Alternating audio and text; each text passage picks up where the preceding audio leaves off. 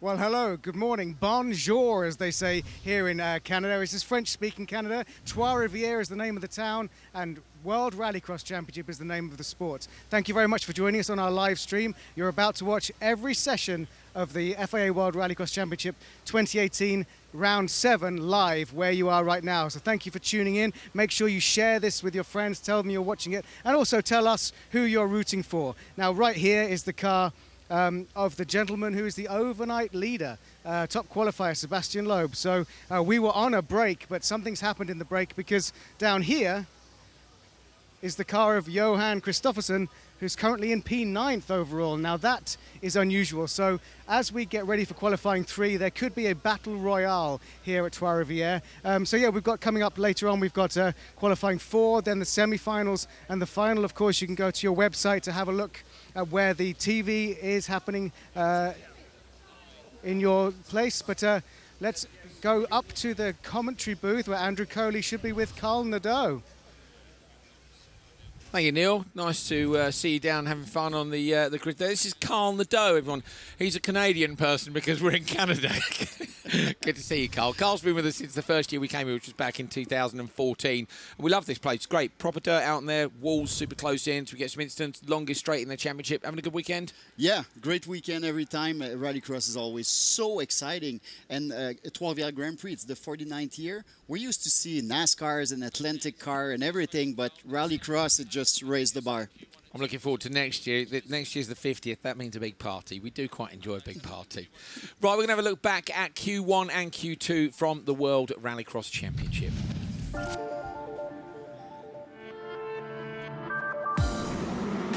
So this was yesterday.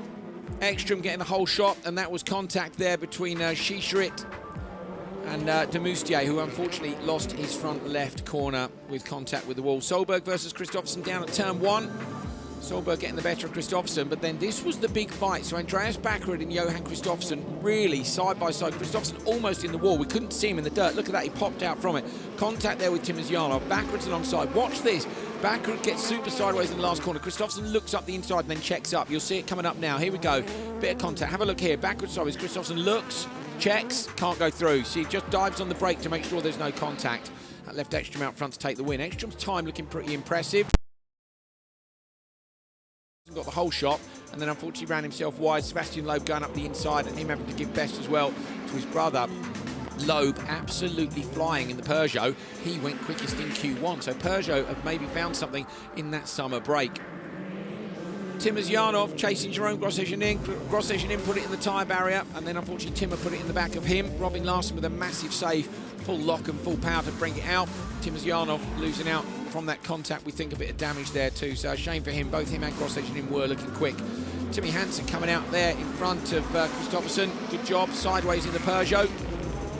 Tidy driving by them, but it was Sebastian Loeb in this race who's going to be the pace setter again. Gets ahead of Solberg and Ekstrom down to the first corner. And the man with the 9 World Rally titles to his name is hoping to etch his name on a new trophy this weekend at Trois-Rivières. He is top after Q2.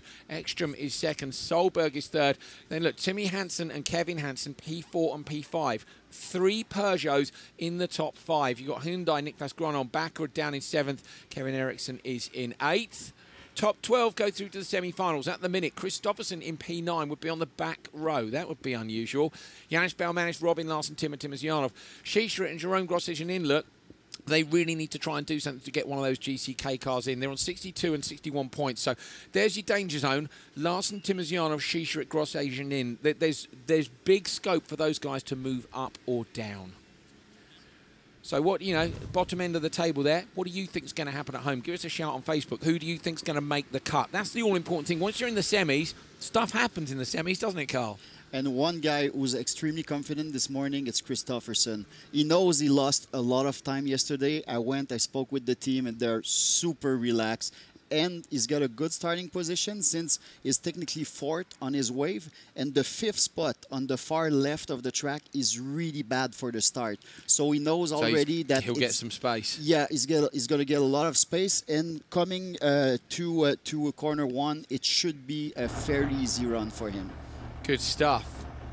So Kristoffersson relaxed, zipping up the suit.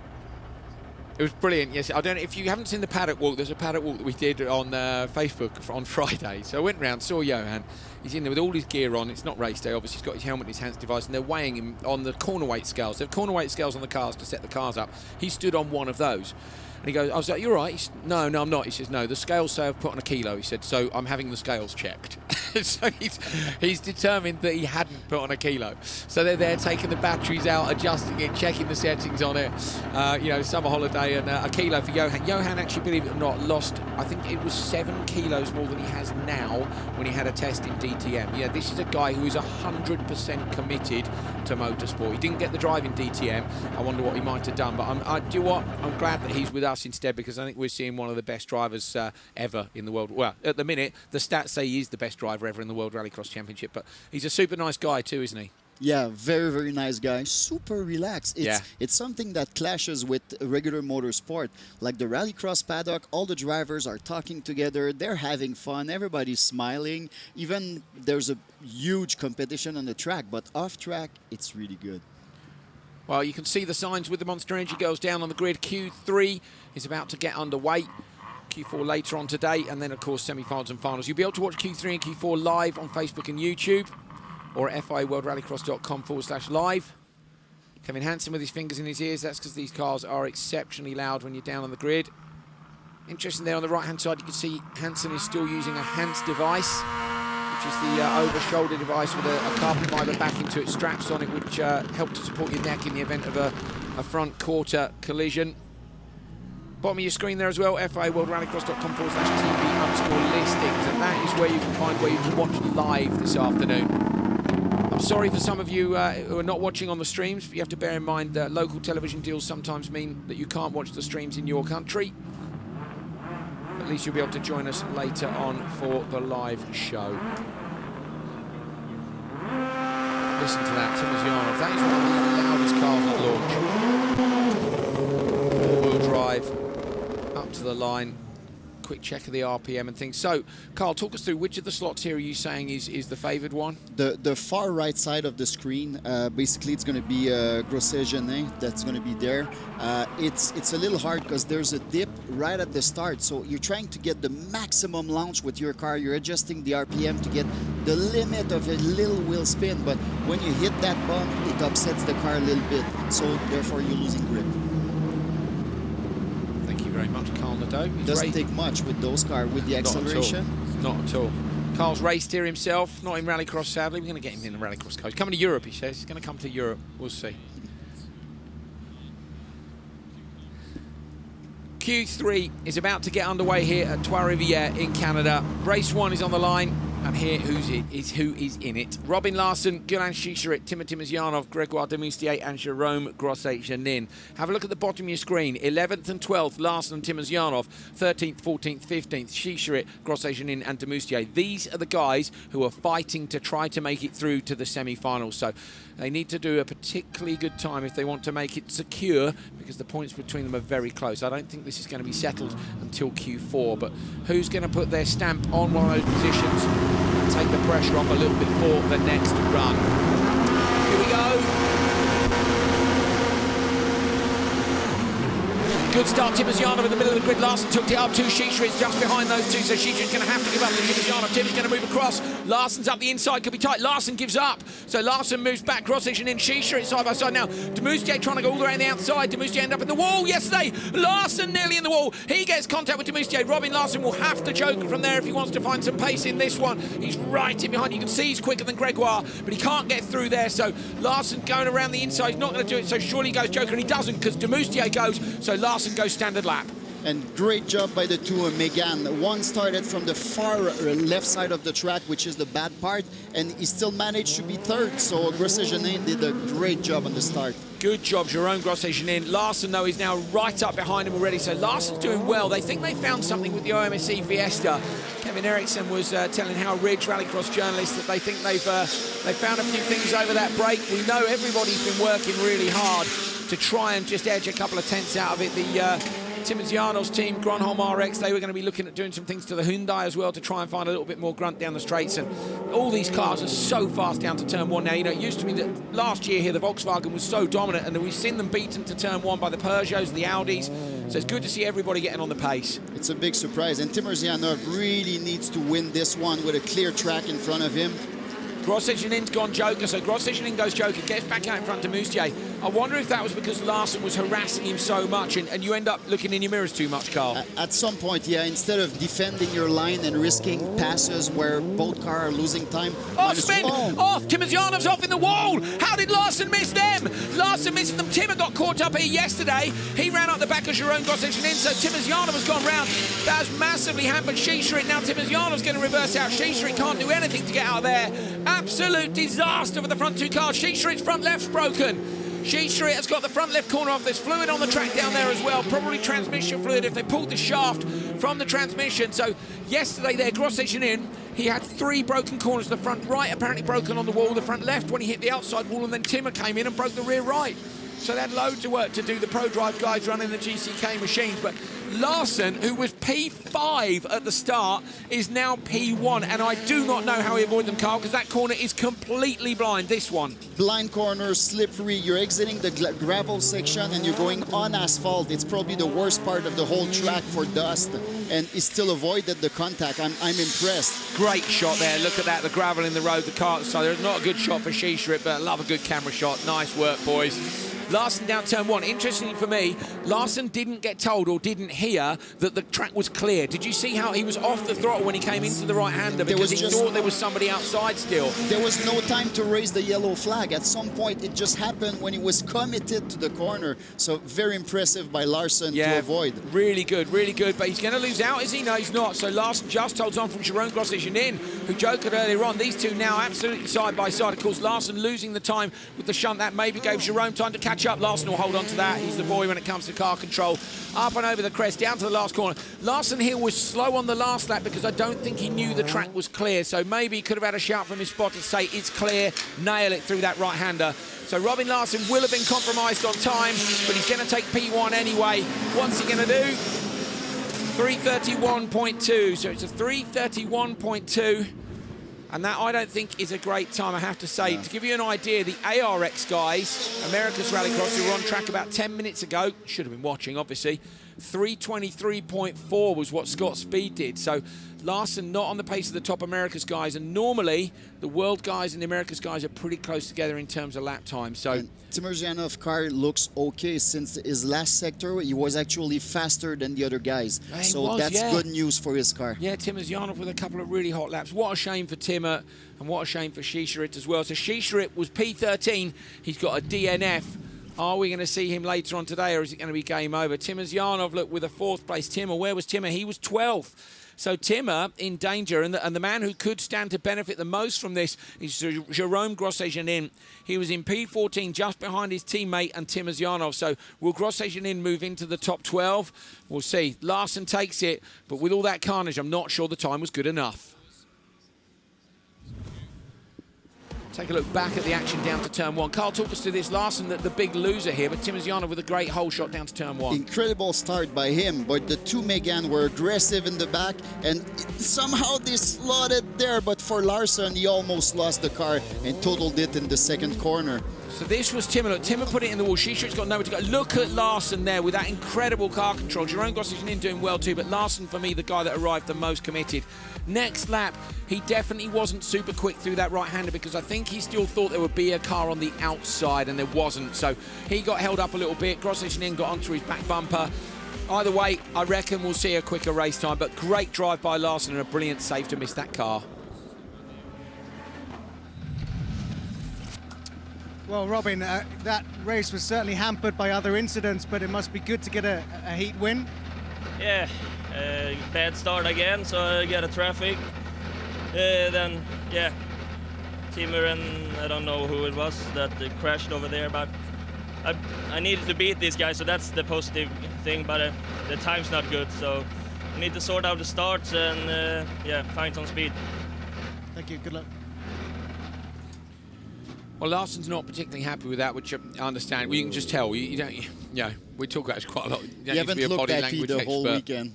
There's Shishrit, who, again, classic race driver body language. That's the other type of hands device he's wearing, by the way, everyone. So at home, that's a Simpson device, which basically goes over your shoulders, and just a smaller device on the back.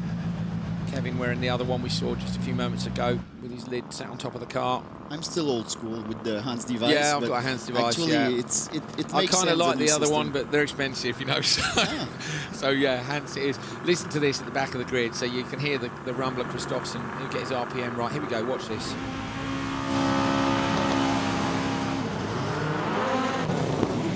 Tidy. You can see the car just launched and went. Johan pulling up to the line, hoping for a better day today. Gronholm now. Gronholm and Timmerziano will say, I believe, we're trying some new stuff with the engine, but the team were a little bit secretive about exactly what was going on. Who would share those information? Well, we're finding increasingly no one's willing to share anything with us, are they? Because because it's so close, and we understand that, and I quite like it. I still like grilling them anyway. Kevin Eriksson's pulling up to the line as well, so we're nearly there, nearly ready to go. Kevin Hansen has been so good with the start this weekend. He can make a big surprise and get the whole shot again. The Peugeots with the previous car were fast starting for the whole of the first part of the season. They changed to this new car in Sweden, and there were things that needed sorting, you know, the starts, some of the handling side of things. So, you know, it's interesting. Kevin now has moved up into the car the guys were in. Sebastian and Timmy are in brand new chassis, which they said they're hoping to dial in. And I think they've done a pretty good job because they're very much on the pace. So 5 cars on the grid. The Monster Energy girls are leaving, and we are getting ready to launch our next one down to turn 1. Q3 race 2 on the line, ready to go. Let's have a look at the lineup. Kevin Hansen, Johan Kristoffersson, Niklas Gronholm, Kevin Eriksson and Janis Baumanis are your 5 drivers. These guys are a little bit more secure in their positions overall. Baumanis P10 is the lowest of them, and just ahead of that is Johan Kristoffersson. So Kristoffersson really hoping for some good results here to move himself up the standings. Kristoffersson a long way across in his grid box. Everybody else pretty central. They do that if they're trying to find a bit of extra grip. Ready to race, light's going to go out. That was a long old hold there. Kristoffersson looked like he might have did the clutch second time off the line. Gronholm manages to get away. Kevin Hansen, though, is alongside Kristoffersson on the inside. Oh, contact, high-speed contact. Hansen's going to go late on the brakes. Kristoffersson not going to get him. Into the inside, Kevin Eriksson. He's too late on the brakes. He hits the wall, and he tags the world champion. Kristoffersson's lost out again. Johan Kristoffersson down to P3. Niklas Gronholm has got through. Kristoffersson's not going to be happy every single time he gets caught in traffic. Joker straight away, so he goes Joker. That's the only thing to do right now. He's losing way too much time. Kevin Eriksson got him then. You can see the rear right corner hanging off. Look, Johan sends the car wide, not right on the apex. Johan's not having his best weekend here. He's a long, long way clear. So it's not going to affect him too much, but it doesn't mean that he doesn't want to win. He wants to win everything, Johan does. Exactly, and he's been fairly lucky since when he took the Joker, he was first in the Joker, so he's right behind the other drivers. So when the Joker, he should be up front. Niklas Gronholm currently P6 in the standings. Kevin Hansen is just a point ahead of him in the classification, ahead of the semi-finals. So this is for P6 and Lock P5.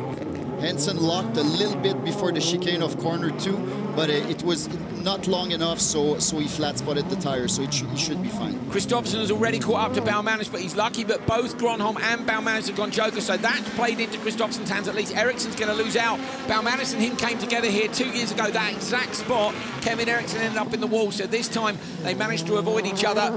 Gronholm flicks the car around to the left.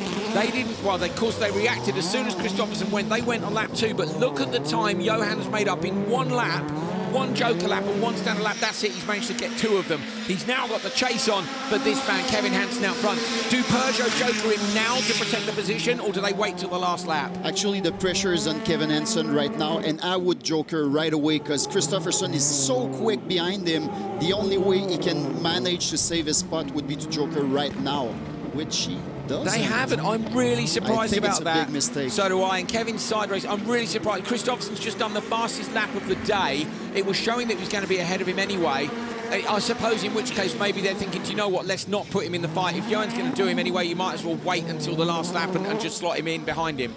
Yeah, well, it's going to be tight because I think Christophersen has the speed right now and he's really pushing hard to make sure Hansen doesn't have time to joker, but the gap is still okay, manageable right now. 2.6 is about the limit. Kevin Hansen will have to do something pretty special in the joker lap if he wants to come out in front of the world champion. Oh, and Johan Kristoffersen behind him has done his second fastest lap of the day in a row. Kristoffersen, the #1 on the car, the #1 on the timesheets. He's on an absolute flyer. He had a disastrous day yesterday. He didn't have a brilliant start, but this is the recovery of a world champion. The Polo up the inside, tidily in front of Kevin Hansen. Kristoffersen is back on form.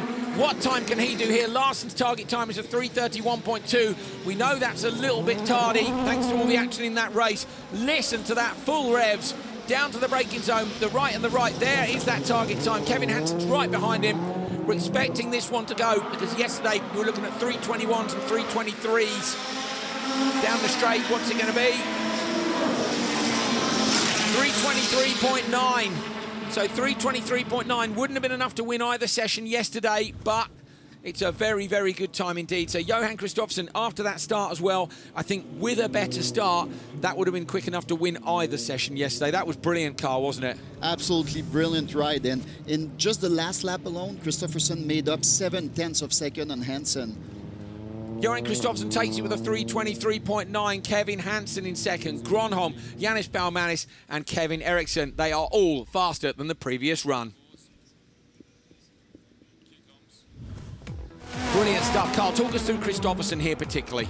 Kristoffersen got stuck a bit. He seemed to have the better launch, but at the end of the straight, Hansen was very well positioned. But hey, somebody was a little aggressive under braking. Yeah, Kevin Eriksson left it a bit too. Yeah, left it a bit too late, didn't he? Yeah, very bad for him. Hansen had a very, very good gap that actually he should have jokered like pretty much right away to try to fight a bit with Kristoffersen. At the end of the day, on timing, good call, because they didn't fight with each other, so they're going to have a good position for Q4. But I would have liked to see Hansen joker faster. I think if he jokered on the previous lap, we would have seen a very, very tight merge indeed. Maybe they made the right decision in terms of lap times for both drivers. We will see.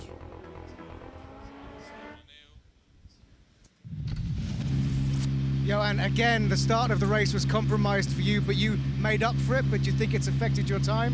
Yeah, for sure. We'll be far away from the quickest lap time. I mean, trying to go straight forward down to the first corner, but everyone didn't want to do that. And yeah, the weekend has been very frustrating so far, but we'll see in the end of Sunday. A lot of things can happen.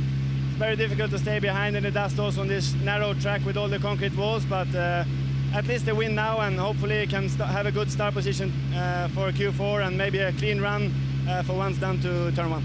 Good luck, thank you. Thank you. What can Sebastian Loeb do about that then? So Loeb's times yesterday were faster than Kristoffersen's. Not by much. Well, no, yesterday by quite a lot. Today, not by much at all. So Kristoffersen is right there with that pace based on yesterday's times. 3:23.9. But okay, talking about that, Sebastian Loeb did a 3:21.0 in Q2 yesterday. If you were watching earlier, the America's Rallycross cars have gone faster today, so there might be a bit more pace in the track. We're going to find out because we've got 5 exceptionally fast drivers lining up for the last race of Q3. Solberg with his practice launch.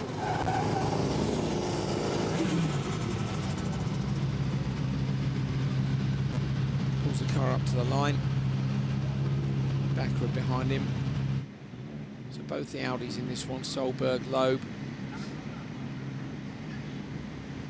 And of course Timmy Hansen yet to join the back of the grid. What are you thinking, Carl? Can Loeb go faster?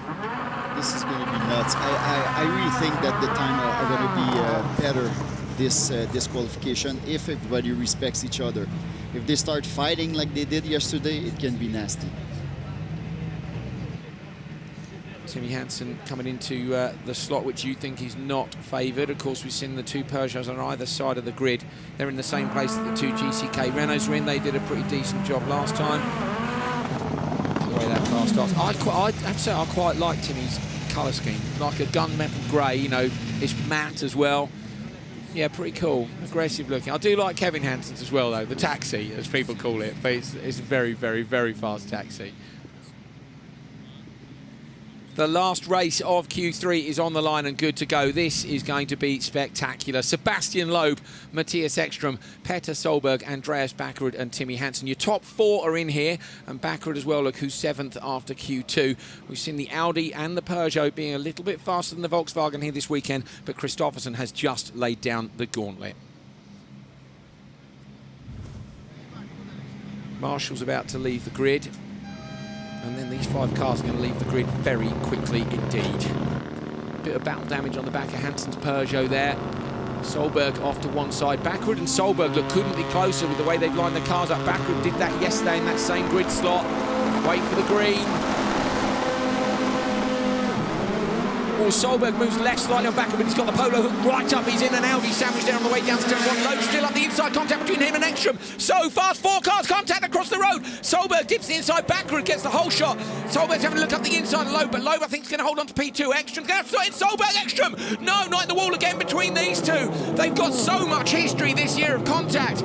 Oh my goodness me. So Timmy Hansen's lost out down in P5. Who's going to joker from the back of the pack? Have a look and see which of the quick guys goes in. So Solberg's gone joker, everyone else goes standard lap. I cannot believe everybody stayed in control and avoided the walls. It's incredible. Loeb has been pushed quite a bit. He's been pushed by the side of his car and by the back of his car, and he still managed. That's basically that's how you see a champion.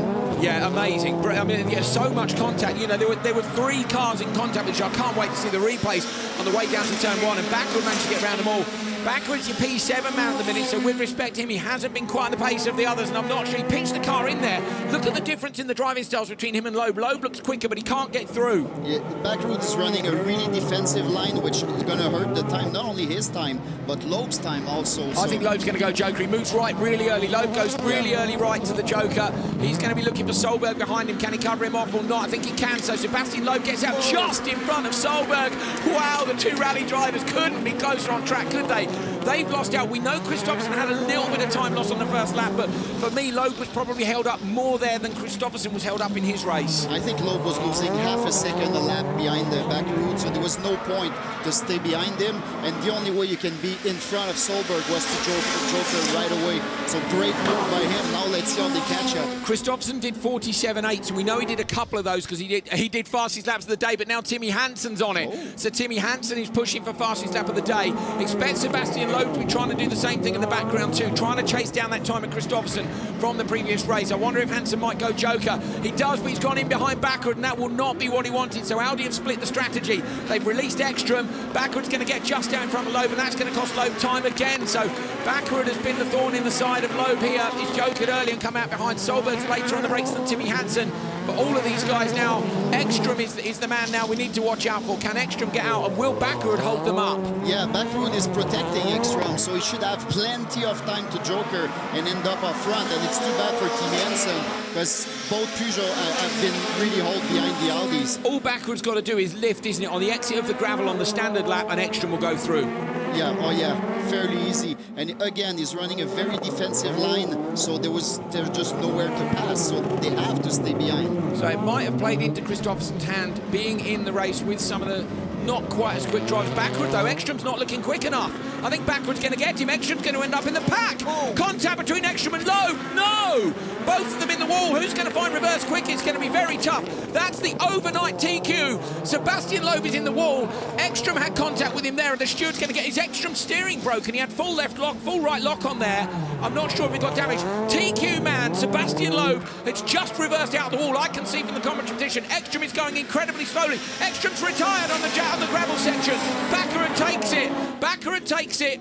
Crosses the line with a 3:24.6. It's not enough. 3:23.9. So Backerud, despite looking slower than Loeb, there's Ekström's stricken car. Front left corner is broken. Sebastian Loeb, the overnight top qualifier, comes round to go to the finish line. He has hemorrhaged time thanks to that contact with Ekström at the joker, that merge. Ekström's going to try and get it to the finish because it's more points for a slow time than a DNF.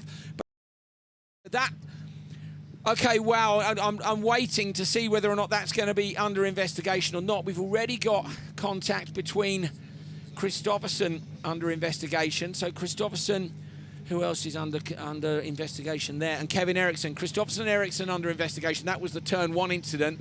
We haven't got anything yet, but I reckon this one will end up with the stewards. Ekstrom is a DNF.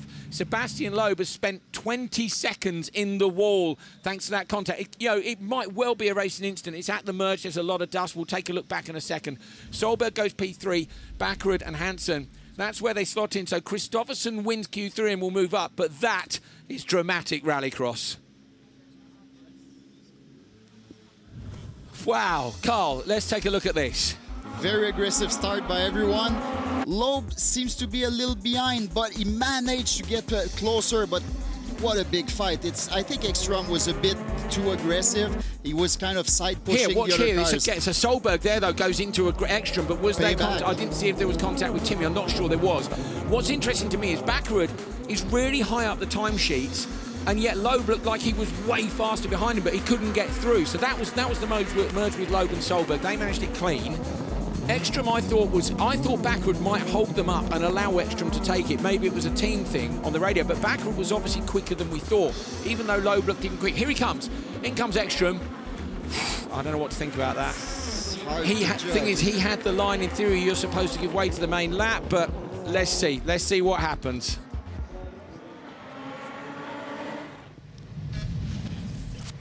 Andreas, just doing your hair to make sure you look good for the camera. That was a chaotic race behind you, so I guess you're glad you kept the foot in and got a good start. Yeah, you know what, in the FIA World Rallycross Championship, everybody know that in Q4, that's when the banger comes, and also this time, I'm not sure what happened, but I saw Matthias was there, so I guess something happened in the end. So yeah, I don't know what happened, but I enjoyed my race. I lost a bit too much the first lap, but I enjoyed it very much. Good luck in Q4. Thank you. Thank you. Merci beaucoup. Sebastian Loeb somehow is still the top qualifier, despite finishing that one absolutely miles off. That shows you how dominant he was yesterday. And yes, he's lost 20 seconds, but it's not enough. Sebastian Loeb's still top qualifier. Solberg and Kristoffersen are now P2 and P3. They were P3 and P9. So Kristoffersen's win there has moved him up 6 places. Then it's Bakkerud, Hansen, Ekstrom, Timmy Hansen, and Niklas Gronholm, your top 8. The second half was where things were looking exciting. Kevin Eriksson, Yannis Balmanis, Robin Larsson, Jerome Grosjean, as I suspected, has moved up. Timozyanov, Demoustier and Shishiret are currently going no further. Woo! There's going to be some explaining to do in the pits. Yeah. It's so we're just above the stewards' room here. I wonder if anybody's going to be taking the long, sad walk from the paddock to down here to do that explaining, Carl. We'll see. We're going to take another look at the incident. So let's have a look at this a couple of times, see if we can figure it out. So Ekstrom comes out from the stand lap. Backwards, all sideways. So Ekstrom's fully lit, which he's entitled to be. Loeb kind of moves across. I don't know. Thing is, you've got to remember as well that Ekstrom can't see necessarily because of the barrier between. Ran wide a bit. But Loeb's trying to shut the door, isn't he? So Loeb's trying to shut the door on Ekstrom, who he knows is there. To be fair, Ekstrom's on the brake. Ekstrom is on the brake. Yeah. So he's tried to check it up. Probably, I wonder. I could do with seeing how high the first Joker time we saw it, it looked like Ekstrom's fault. But at the end of the day, I think Loeb ran wide at the exit. I was looking over here to try and see the inside of the Joker lap. Was Ekstrom hindered in his vision of where Loeb was or not? Will it go to the stewards? We don't know. Let's see. There's another one still to go.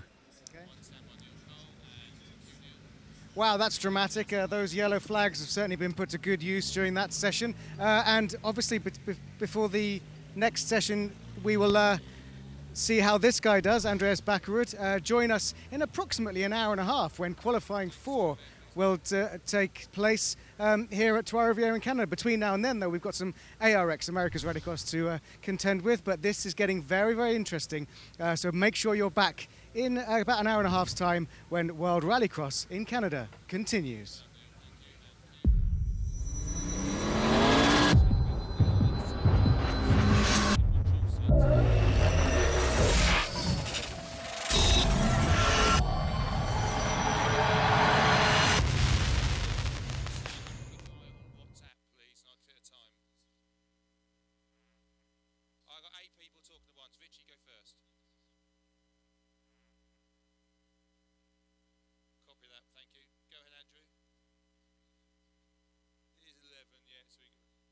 I don't know, but I'll just double check. Assume it's 11.